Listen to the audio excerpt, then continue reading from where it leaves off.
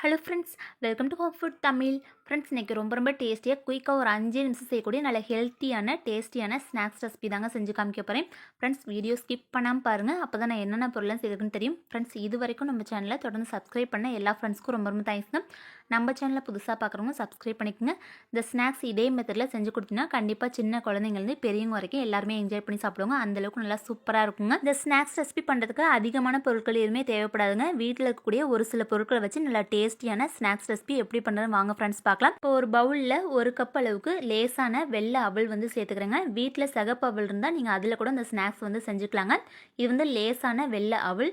கொஞ்சம் ஹார்டான அவலாக இருந்தால் ஒரு 5 நிமிஷம் தண்ணியில் நல்லா வந்து ஊற வச்சுட்டு அதுக்கப்புறம் இந்த ஸ்நாக்ஸ் வந்து செஞ்சுக்குங்க.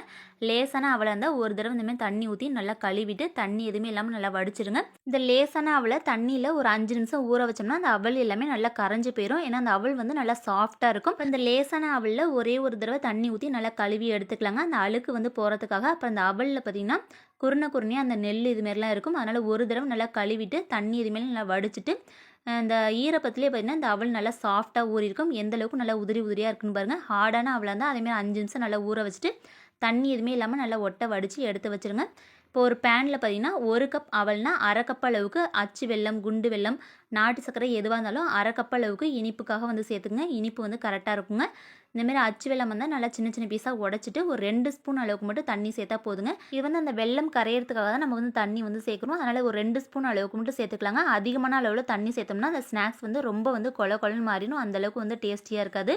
இப்போ 2 ஸ்பூன் அளவுக்கு தண்ணி சேர்த்துட்டு இந்த அளவுக்கு வெல்லத்தை வந்து நல்லா கரைச்சி எடுத்துக்கலாங்க. பாகு பதெல்லாம் பார்க்கவே தேவையில்ல. வெல்லம் வந்து கரைஞ்சி வந்ததும் இப்போ 1 கப் அவல்னா அரை கப் அளவுக்கு வெல்லம் சேர்த்தோம். அரை கப் அளவுக்கு தேங்காய் துருவல் வந்து சேர்த்துக்குங்க. அப்போ தான் நல்லா டேஸ்டியாக இருக்கும். கொஞ்சம் அதிகமாக தேங்காய் துருவல்லாம் சேர்த்து செய்யணும்னா நீங்கள் 1 கப் அளவு கூட தேங்காய் துருவல் வந்து சேர்த்துக்கலாங்க. இந்த ஸ்வீட் ரெசிபியை செஞ்சு முடிக்கிற வரைக்குமே அடுப்பை நல்லா மீடியம் ஃப்ளேமில் வச்சுக்கோங்க. இல்லாட்டி சீக்கிரமாக வந்து அடி பிடிச்சிரும். அந்த தேங்காய் துருவல் சேர்த்துட்டு ஒரு நிமிஷத்துக்கு மட்டும் அந்த ஹீட்லேயே பார்த்திங்கன்னா அந்த தேங்காவை நல்லா வதக்கிட்டு அதுக்கப்புறம் ஏற்கனவே அவல் வந்து தண்ணி வடிச்சிட்டு எடுத்து வச்சோம் பாருங்கள். அந்த அவல் நல்லா எந்த அளவுக்கு நல்லா உதிரியாக வந்திருக்குன்னு பாருங்கள். அது எல்லாத்தையும் வந்து சேர்த்துக்கலாங்க. அந்த வெல்லம் வந்து கரைச்சி வச்சோம் பாருங்கள். நல்லா சுத்தமான வெல்லம் வந்தால் டைரெக்டாக அந்த தேங்காய் துருவல் அதுக்கப்புறம் இந்த ஊற வச்சுருந்த அவல் வந்து சேர்த்துக்கலாங்க. இதே கொஞ்சம் தூசியான வெல்லமாக இருந்தால் அந்த வெல்லத்தை கரைச்சிட்டு நல்லா வடிகட்டிட்டு அதுக்கப்புறம் அந்த தேங்காய் துருவல் இந்த ஊற வச்ச அவல் எல்லாமே சேர்த்துக்குங்க.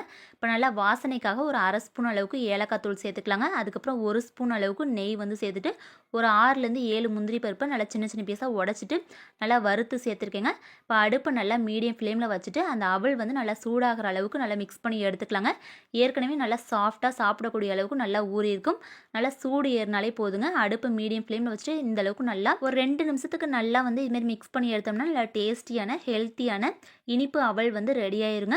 இதில் எக்ஸ்ட்ரா பார்த்தீங்கன்னா நீங்கள் பாதாம் அதாவது நட்ஸ் என்னென்ன சேர்க்க விருப்பம்னா அதை வந்து நெய்யில் இந்தமாரி வறுத்துட்டு நீங்கள் சேர்த்துக்கலாங்க. இந்த காஞ்ச திராட்சை அதுக்கப்புறம் இந்த பாதாம் பருப்பு இதுமாரி எக்ஸ்ட்ரா என்னென்ன நட்ஸ் சேர்க்க விருப்பமோ அது எல்லாமே சேர்த்து குழந்தைங்களுக்கு வந்து ஹெல்த்தியாக செஞ்சு கொடுக்கலாங்க. இந்த டேஸ்டியான சாஃப்டான இனிப்பு அவல் பண்ணுறதுக்கு 1 கப் அளவுக்கு அவல் எடுத்தோம்னா அரை கப் அளவுக்கு வெல்லம் வந்து இனிப்பு கரெக்டாக இருக்குங்க. அப்புறம் அரை கப் அளவுக்கு தேங்காய் தூள் சேர்த்தா போதும். 1 ஸ்பூன் அளவுக்கு நெய் இருந்தால் போதும். தேவையான அளவுக்கு நட்ஸ் வந்து சேர்த்து குழந்தைங்களுக்கு ரொம்பவே ஹெல்த்தியாக வந்து செஞ்சு கொடுக்கலாங்க. இந்த ஜூஸியான இனிப்பு அவல் பண்ணுறதுக்கு டக்குன்னு ஒரு 5 நிமிஷத்தில் செஞ்சிடலாங்க. பிகினர்ஸ் கூட ரொம்ப ஈஸியாக இந்த ஸ்வீட் ரெசிபியை செஞ்சு சாப்பிட்லாம். ஃப்ரெண்ட்ஸ், இதே மெத்தடில் இந்த டேஸ்டியான இனிப்பு அவல் செஞ்சு சாப்பிட்டு பார்த்துட்டு எப்படின்னு கமெண்ட் பண்ணுங்கள்.